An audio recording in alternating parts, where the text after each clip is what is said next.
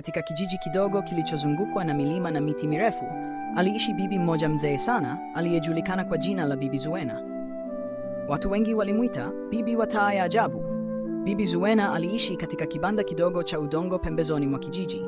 Alikuwa mpole, mkarimu na mwenye hekima nyingi. Lakini kilichomfanya ajulikane zaidi ni taa yake ajabu aliyokuwa nayo. Ilikuwa taa ya zamani sana ya shaba iliyong'aa kidogo. Watu walishangaa kwa nini bibi huyo alihifadhi taa hiyo kila wakati karibu naye. Lakini kulikuwa na siri kubwa kuhusu taa hiyo. Siri ya taa, inasemekana taa ile haikuwa ya kawaida. Ilikuwa na uwezo wa kufichua ukweli wa ndani wa moyo wa mtu. Kila mtu aliyekaa karibu na taa ile usiku, wakati bibi anapoiwasha, ukweli wake wa ndani ungeonekana wazi.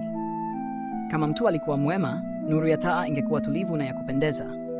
Lakini kama mtu alikuwa na chuki, tamaa au hila, nuru ya taa ingekuwa dhaifu na ya kutisha. Lakini bibi hakuwahi kuambia watu siri hiyo mapema. Aliitumia kuwasaidia watu kujitambua. Kijana tajiri mwenye kiburi. Siku moja kijijini alikuja kijana mmoja tajiri aliyeitwa Jabari. Alikuwa na mali nyingi sana, lakini pia alikuwa na kiburi kikubwa. Aliwadharau maskini na kuwacheka watu wa kijiji. Siku moja alipita karibu na kibanda cha Bibi Zuena. Akaona watu kadhaa wameketi wakizungumza kwa furaha. Akauliza kwa kejeli, "Kwa nini mnakaa hapa kwa bibi maskini kama huyu?" Mmoja wa watu wa kijiji akasema kwa utulivu, "Bibi huyu ana hekima kubwa kuliko mali zote." Jabari akacheka, "Hekima? Huyo bibi ana nini cha kunifundisha mimi?" Bibi Zuena alimwangalia kwa upole kisha akasema, "Mwanangu, kama unataka kujua ukweli wako, kaa hapa usiku mmoja." Jabari kwa sababu ya kiburi chake alikubali ili aonyeshe kuwa haogopi. Usiku wa ajabu.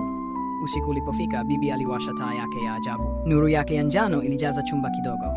Jabari aliketi mbele ya taa akiwa anacheka. "Hii ndiyo taa yako maarufu?" Lakini baada ya muda mfupi kitu cha ajabu kilitokea.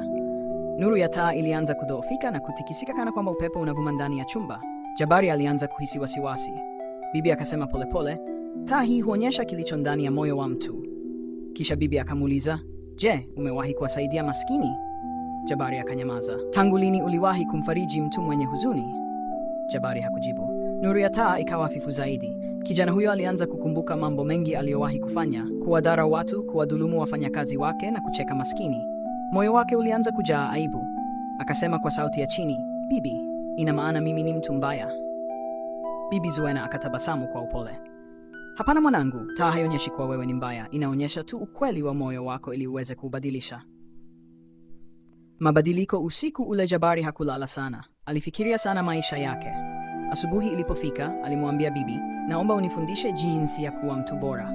Bibi akasema, "Anza kwa kitu kidogo. Wasaidie wengine bila kutarajia malipo." Jabari alirudi kijijini na kuanza kubadilika. Aliwasaidia maskini kupata chakula. Aliwajengea watu visima vya maji. Aliwaheshimu wazee na kuwasaidia watoto yatima. Kadri siku zilivyopita, watu waliona mabadiliko makubwa kwake. Kurudi kwa taa. Baada ya miezi kadhaa, Jabari alirudi kwa Bibi Zuena. Usiku ule bibi aliwasha tena taa ya ajabu. Safari hii nuru yake ilikuwa angavu na tulivu sana, ikijaza chumba kwa mwanga mzuri. Bibi akatabasamu. "Unaona mwanangu, moyo wako sasa umejaa wema." Jabari akahisi furaha kubwa kuliko mali zote alizokuwa nazo. Funzo la hadithi. Tangu siku hiyo, hadithi ya bibi wa taa ya ajabu ilienea katika vijiji vingi. Watu walimtembelea si kwa sababu ya miujiza tu, bali kwa sababu ya hekima yake. Na bibi aliwaambia kila mtu maneno haya: binadamu wengi hutafuta mwanga nje yao, lakini mwanga wa kweli upo ndani ya mioyo yao. Na ndiyo maana hadi leo wazee wa kijiji husimulia hadithi hii ili kukumbusha watu kwamba moyo wa mtu ndio taa halisi ya maisha yake.